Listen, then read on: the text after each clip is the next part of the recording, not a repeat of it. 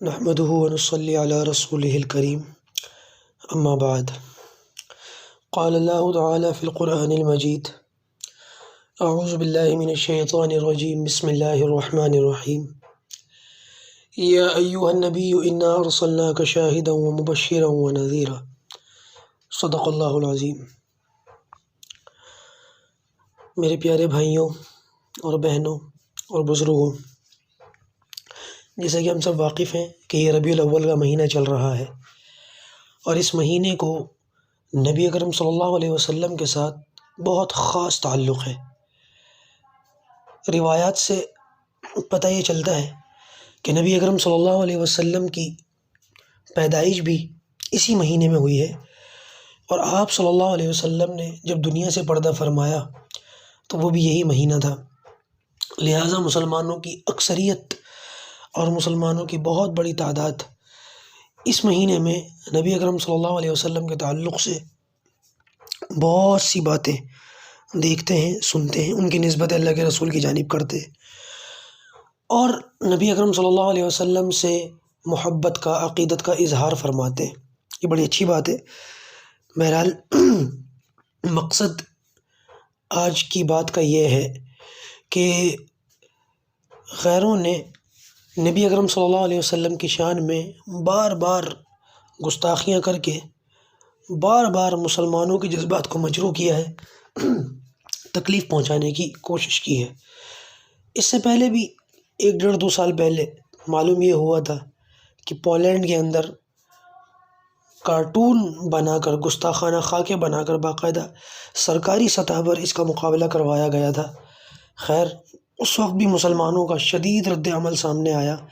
اور آج پتہ یہ چلا ہے کہ فرانس کے اندر باقاعدہ خاکے بنوائے گئے، نبی اکرم صلی اللہ علیہ وسلم کی شان میں گستاخی کی گئی، ویسے ہی خاکے بنوائے گئے، اور باقاعدہ بڑی بڑی جو ہے عمارتوں کے اوپر، سرکاری عمارتوں کے اوپر وہ خاکے لگائے گئے۔ اس سے محسوس ہی ہوتا ہے کہ ان لوگوں کو میرے خیال سے ہم انسان بھی نہ سمجھیں، شاید یہ تو کوئی اور ہی مخلوق ہے۔ دراصل بات یہ ہے کہ آج سے کچھ عرصہ پہلے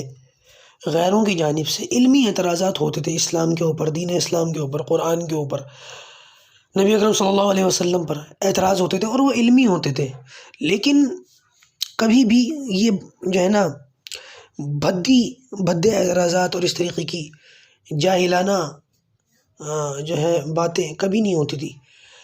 لیکن جب بھی علمی اعتراض ہوتے تھے تو اللہ کا فضل ہے کہ علماء کے پاس، علماء حق کے پاس ان سے زیادہ مضبوط اور طاقتور قلم تھا، ان سے زیادہ مضبوط زبان تھی۔ جس طرح سے، جس طاقت کے ساتھ ان کی جانب سے اعتراضات ہوا کرتے تھے،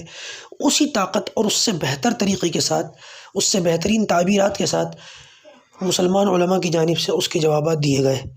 اب تو اوچھی حرکتیں ہیں، اب تو پتہ نہیں کیا مسئلہ ہے، یہ کیونکہ ان کے پاس نہ علم ہے اور نہ ان کے پاس کوئی دلیل بچی ہے، یہ ایسی باتیں کرتے ہیں کہ جس سے مسلمانوں کے جذبات کو ٹھیس پہنچے اور ہمارے جو ہے دلوں کو تکلیف ہو۔ نہ جانے یہ سلسلہ کہاں جا کر کے تھمے گا، کیونکہ ان لوگوں نے یہ سوچا ہوا ہے کہ ظاہر سی بات ہے کہ اپنی کسی بھی ویب سائٹ کو، اپنی کسی بھی جو ہے لنک کو آپ راتوں رات ملینز لوگوں تک پہنچانا چاہتے ہیں، تو اس کا ایک ہی طریقہ ہے کہ اس طریقے کی کوئی اوچھی حرکت کر کے اس کو اپنی ویب سائٹ پر لگا دو۔ کروڑوں مسلمان بھی، ظاہر سی بات ہے کہ مسلمان اس وقت دنیا کے اندر 1.70 ارب کے قریب ہیں، یہ بہت بڑی تعداد ہے۔ ان میں سے اگر 2, 4, 5, 6 کروڑ 10 کروڑ بھی ہماری ویب سائٹ پر آ کر کے، چاہے وہ رد کرنے کے لیے آئیں، کنڈم کرنے کے لیے آئیں، لیکن اگر انہوں نے کلک کیا تو ظاہر سی بات ہے کلک کے اوپر ڈالر ملتا ہے، ادھر کلک ہوا ادھر ان کے اکاؤنٹ میں پیسہ جائے گا۔ اگر کروڑوں لوگ بھی احتجاج کرنے کے لیے بھی ان کی ویب سائٹ کے اوپر کلک کریں گے تب بھی ان کو ڈالر ملے گا۔ تو ہمارا مسئلہ یہ ہے کہ اگر ہم ان باتوں کو دیکھ کر خاموش بیٹھتے ہیں تو ایمان اجازت نہیں دیتا، اور اگر ہم کچھ بولتے ہیں تب بھی ان کم ظرفوں کو فائدہ ہوتا ہے۔ تو لہٰذا مسئلہ یہ ہے کہ ہم کریں تو کریں کیا؟ بولیں تو زبان جلتی ہے، نہ بولیں تو دل جلتا ہے، ہماری تو مثال وہ ہو گئی ہے۔ تو لہٰذا اس صورت حال کے اندر سب سے بہتر طریقہ جو علماء کی جانب سے بتایا جاتا ہے وہ یہ، حالانکہ یہ صرف شروعات ہے، بالکل بنیادی بات ہے ابتدا، اس پر صرف فوکس، اسی پر فوکس نہیں کرنا، اسی پر بس نہیں کرنا، اسی پر خاموش نہیں ہونا، بلکہ آگے اور بہت سارے کام ہیں ان دشمنان اسلام سے نمٹنے کے لیے، جو ہمارے مقامی علماء ہمیں وقفے وقفے سے بتاتے رہیں گے۔ لیکن فی الحال بنیادی طور پر جس بات کا سب سے زیادہ خیال رکھنے کی ضرورت ہے وہ یہ کہ یہ مادہ پرست لوگ ہیں،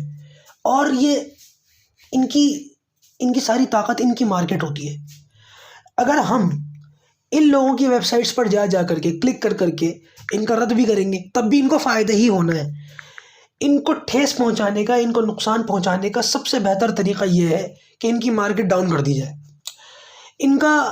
جو سرمایہ ہے اگر وہ برباد ہونا شروع ہو گیا تو پھر ان کو اپنا نقصان آنکھوں کے سامنے ہوتا ہوا نظر آئے گا، اور ان کی ساری چیز ہی یہی ہوتی، ان کا جو سارا سرمایہ ہوتا ہے، ساری کمائی ہوتی ہے، وہ سب ان کی مارکیٹ، ان کے پروڈکٹس ہوتے ہیں۔ اور اگر وہ خراب ہونے شروع ہو گئے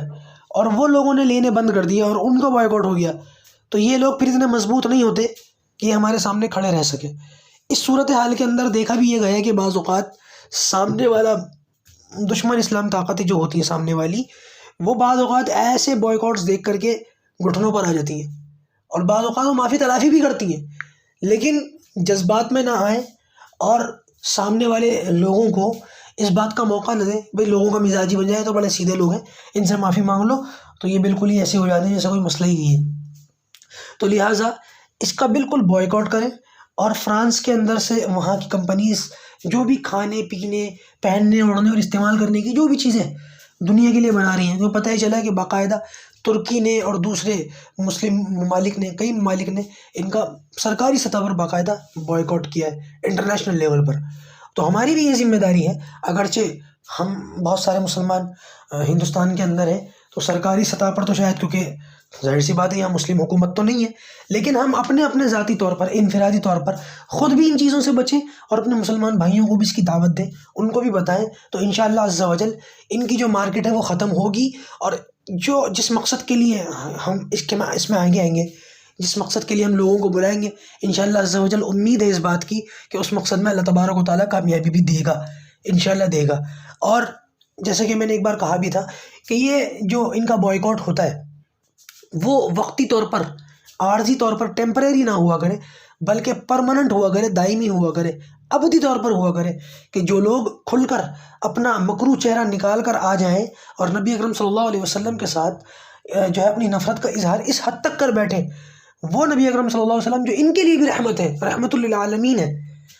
آپ صلی اللہ علیہ وسلم کی ذات مبارک ان کفار کے لیے بھی، ان بدبختوں کے لیے بھی رحمت ہے، اس کے ساتھ بھی ان کا یہ رویہ اور یہ معاملہ ہو، تو پھر اس کے بعد ان لوگوں کے ساتھ رحم دلی کی اور نرم دلی کی کوئی گنجائش باقی نہیں بچتی۔ لہٰذا ان کا خوب بوائیکاٹ کریں، اور پوری دنیا کے اندر اس کی مہم چلائیں، اور اپنے آس پاس کے علاقوں میں، شہروں میں، دوست و احباب میں، فرینڈ سرکل کے اندر اس بات کو خوب بتائیں کہ یہ کمبخت اپنی ناپاک حرکتوں میں اور ناپاک ارادوں میں اس حد تک آگے آ چکے ہیں۔ لہٰذا اگر اس کے باوجود بھی مسلمان خاموش رہتا ہے اور اپنے آپ کو ٹی وی سیریلز کے اندر، کرکٹ لیگس کے اندر اپنے آپ کو لائے رکھتا ہے، تو میرے خیال سے پھر مجھے نہیں لگتا کہ اب اس سے بھی نیچے گھٹیا درجہ کوئی اور ہو سکتا ہے ایمان کا۔ اللہ تعالیٰ ہم سب کے ایمان پر ہم کو قائم و دائم رکھے، نبی اکرم صلی اللہ علیہ وسلم سے ہمارے دلوں میں جو محبت ہے اللہ پاک اس میں اضافہ فرمائے، اور ایسے ناپاک عزائم اور ایسی ناپاک حرکتیں کرنے والوں کو اللہ پاک دنیا میں ان کا انجام دکھائے، اور پورے عالم کے لیے اللہ تعالیٰ ان کو عبرت کا نشان بنائے۔ السلام علیکم ورحمۃ اللہ وبرکاتہ۔